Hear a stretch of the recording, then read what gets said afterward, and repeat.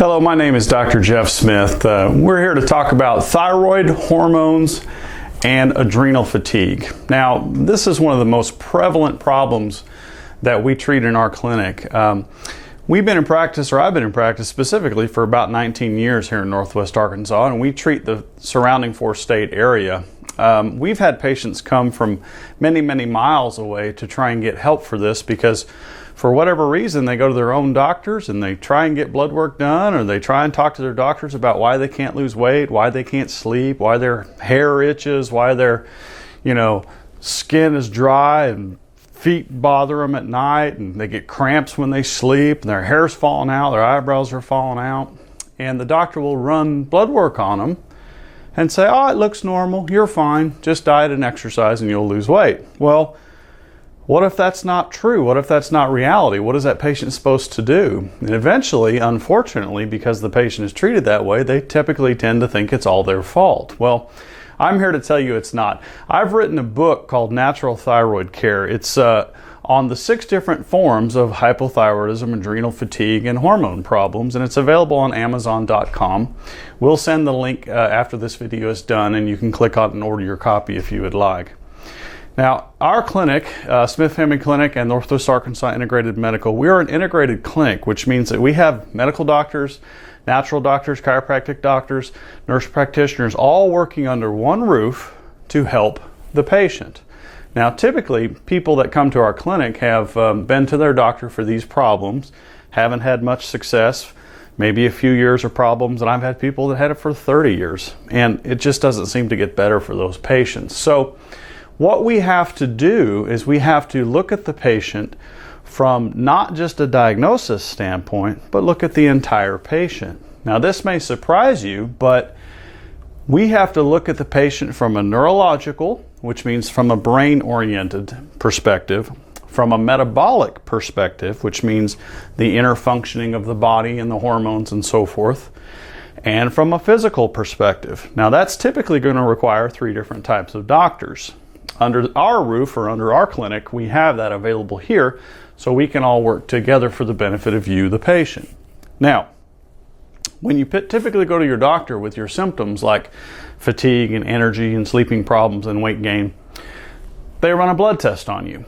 And they may run 1 thyroid test or 2 or 3 thyroid numbers. Were you aware that there's 8 of them? 8 different thyroid numbers? I seriously doubt it, because your doctor would never have talked to you about that. Here's the problem. There's 6 different forms of underactive thyroid. Only one of those forms is actually treatable with medication. The other 5 forms are due to problems with your immune system or your liver, things like that. And I'm going to talk to you about that in our slideshow here in just a moment. But if your doctor only runs 1 or 2 numbers and then doesn't analyze those numbers based upon a person's age and gender to get the appropriate range, they may not see a problem. And then they end up just telling you to diet and exercise. Well, you've tried that. It obviously doesn't work. So what we do in our clinic is we typically will run a full thyroid hormone panel. Now, folks, there are 8 different numbers that we have to have related to the thyroid to tell you which of the 6 forms of hypothyroidism you have. You can't run 1 or 2 or 3 numbers and figure out which of 6 problems you have. You don't win the Powerball by getting 2 of the 8 numbers right. You have to have all 8 numbers. Well, this is the same thing. A lot of physicians, especially general physicians, they don't even know what the 8 numbers are, so it's not really their fault. They don't know to tell you to get it. But if you do see an endocrinologist, someone who specializes in hormones and thyroid, they know what the 8 tests are. They rarely run them. One of the reasons they rarely run them is insurance may not cover it for most patients. Well, I'm sorry, but at least offer the patient the ability to purchase the test anyway. Who cares if the insurance doesn't cover it? If you need the test, you need the test to get the answers that are required. So I don't care if our patients have insurance or not. If they need a test, I'm going to offer it to the patient. And they may decide, yes, Dr. Smith, I want to get the test anyway. I need it. I have to have it to know what's wrong with me. That's called being a doctor. I don't let insurance companies dictate what I do with my patients. I do what's best for my patients. And that's why we have such a large clinic and we have people, getting better every single day. I had a woman in yesterday. She's lost 39 pounds in the last 3 months working with us because her body is getting fixed and repaired. We're not covering it up with pills and drugs and treating her symptoms.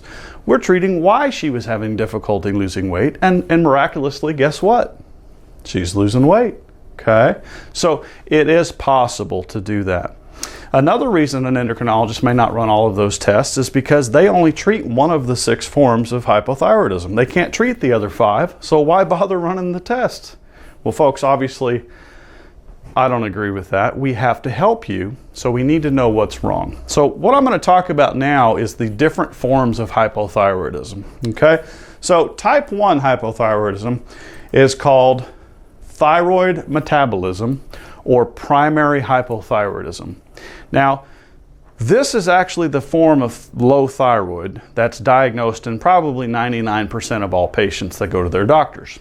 This is actually due to damage to the thyroid gland, a bad or a damaged gland. 99% of everybody gets diagnosed and treated for this problem, but folks, the reality is statistics show only 5% of people actually have this problem, which is why 94% of all thyroid patients don't get any better taking thyroid medication, okay? This is due to damage in the gland. Well, how many people are walking around with actual damage to their thyroid gland, like a cancer or tumor or something that's literally destroyed part of their gland? About 5%, that's it. So you can't treat everybody for the same problem and hope they all get better. You have to do what's appropriate. The most common form of low thyroid is type 2. It's called hypothyroidism secondary to pituitary hypofunction. It's also commonly known as Hashimoto's disease. This type of low thyroid is the most common form. It's 82% of all thyroid cases. This is the big one.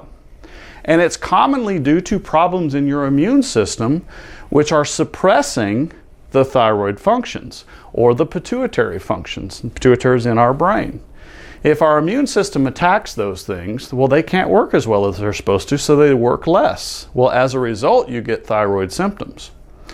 Giving a thyroid patient with type 2 Hashimoto's disease thyroid pills or thyroid medication is absolutely not indicated. That's not the right thing to do because the thyroid gland itself is not the problem. So taking thyroid medication for this doesn't solve anything. In fact, it can actually make it worse if the doctor's not careful. The third type is due to a problem in our liver. Now, it's commonly known that our thyroid gland produces 2 types of hormones. It produces T4 and it produces T3. Now, the difference between T4 and T3 is 1 molecule of iodine. Okay, there's 4 iodine molecules in T4, there's only 3 in T3. Now, this begs the question, if I have thyroid disease, do I need iodine? Well, the answer is no, unless you have a big growth on the side of your neck. If you don't have that, then you have plenty of iodine. Because your liver is what's responsible for converting the T4 into the T3. And what it does is it gets rid of a molecule of iodine, it knocks it off. So why would you be putting more iodine in your system if your liver is trying to convert T4 into T3 by eliminating iodine? It's very common sense type stuff here, okay? Our thyroid makes about 93% T4 hormones, and it only makes about 7% T3. We can't use T4 at all, so we require and we rely on our liver to convert the process. So let's imagine this. Our liver is not doing its job of converting T4 into T3. We will have symptoms of low thyroid, but the thyroid isn't causing it. It's the liver. So if we treated your thyroid by giving you thyroid pills, what does that actually do for this particular type of low thyroid? The answer is nothing, 0. And type 4 is also due to a liver problem, but the liver's over-converting the hormone. And you would end up with excess hormones, okay? Causes the same type of problems. Again, treating this patient with thyroid pills or thyroid medication does nothing because this is a liver issue, but it manifests itself as a thyroid symptom, okay? Type 5 is due to a problem with a special protein. Now, you may or may not know this, some of you might, but the hormone T4 and T3, Those two hormones are not actually what our body's tissues use. Our actual tissues use something called FT3 or free T3. Free T3 is the hormone that occurs after 7 steps of production from the thyroid, starting in our brain, going to our thyroid, going to our liver, going through our gut, and it ends up in what's called free T3 or FT3. Some of you may be lucky and seen an FT3 on your blood test, if your doctor ran it. Most of you probably not. But free T3 is the actual hormone our body uses. It can't just float around in the bloodstream though, like our T4 and T3 can. It needs to be carried to its destination. So let's say our heart muscle is requiring some thyroid hormone. It needs some free T3. Well, free T3 just can't float around and end up at our heart muscle. It has to be carried there. This protein, thyroid binding globulin, is the actual protein that carries it there. Now, type 5 hypothyroidism is due to problems with this protein.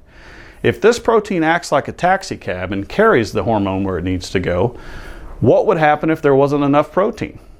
You have plenty of hormones, you have plenty of thyroid hormones, but you don't have enough taxi cabs to carry it where it needs to go.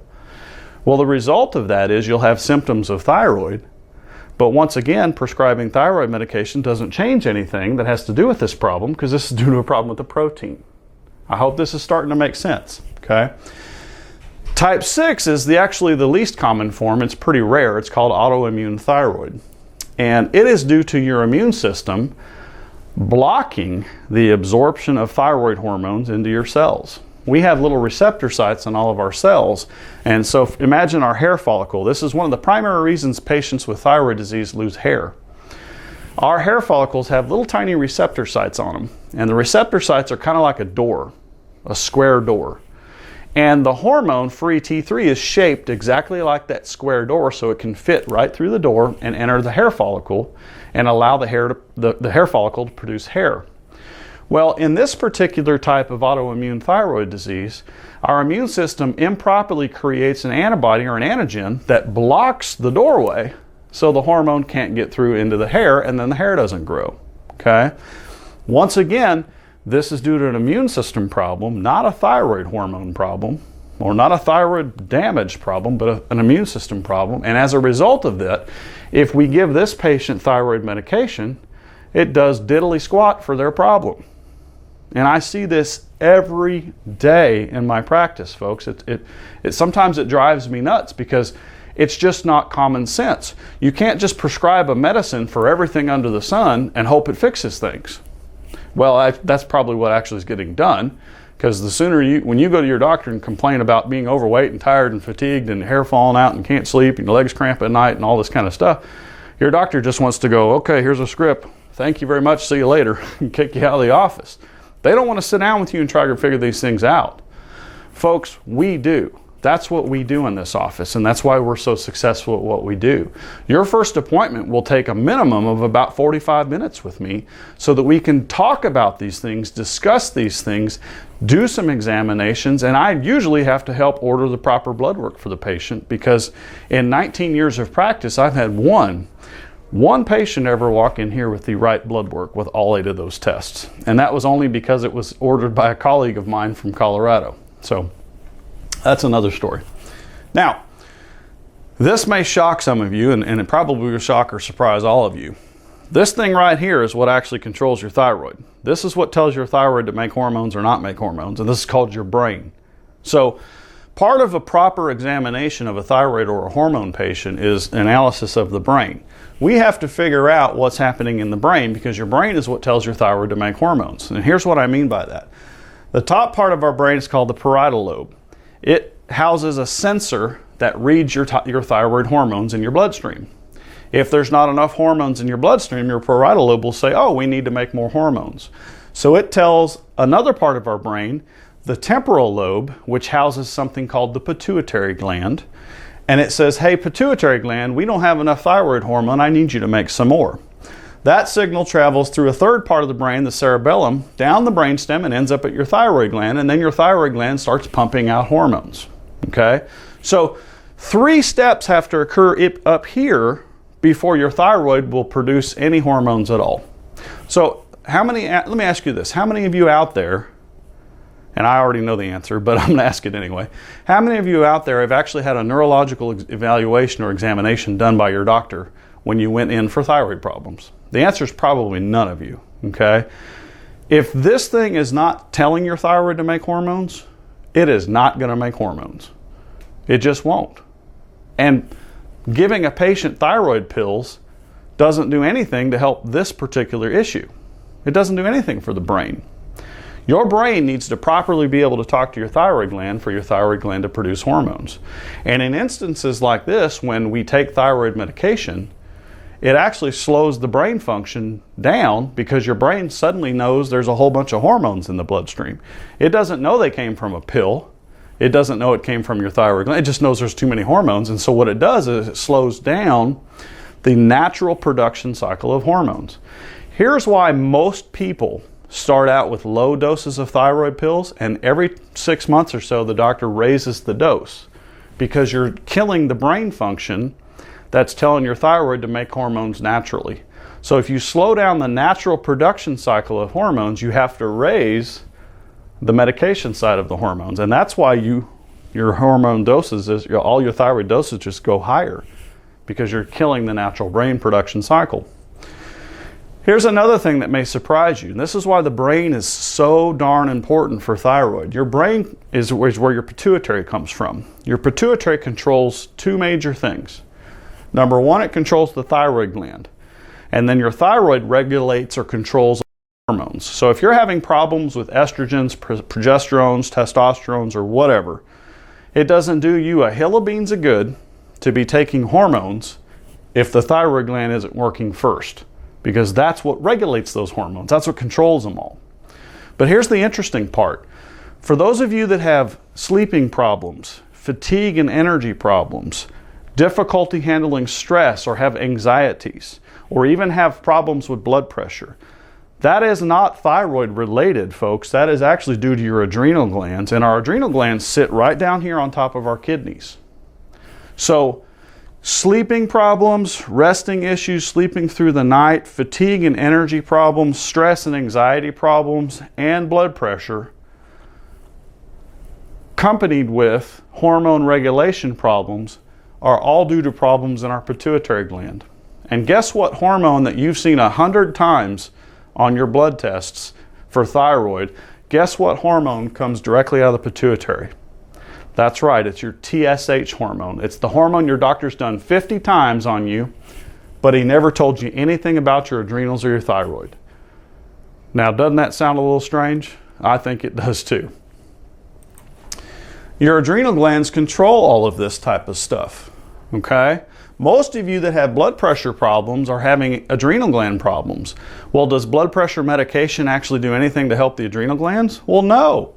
So you'll be on blood pressure medication the rest of your life because no one's fixing that thing, the adrenal glands, okay? Folks, we have to use common sense when treating these problems. If you don't do that, you don't get any better, okay? So I hope you learned a little bit of something today about this process. We would love to help you with this. If you'll call the number listed on this video afterwards, 479-271-6992, we'll set a consultation with you. I'll sit down with you, and if you'll bring in your old blood tests that you have, and I know they're not complete, I know your doctor hadn't run all the tests, but if you'll bring in the old ones, we'll sit down with you and analyze those blood tests, and if you don't have the right ones, we'll help you order the proper ones. I'll send you to get the right ones done, and we can actually do it the same day you come in. And we will help figure out why you're having these problems, which of the 6 forms of low thyroid you have. Do you have adrenal gland issues? Do you have brain and neurological problems? And whether or not weight loss is even possible in your case without fixing your underlying hormone and metabolic problems. So I'm Dr. Jeff Smith. I hope you all have a great day, and I look forward to seeing you soon. Many blessings.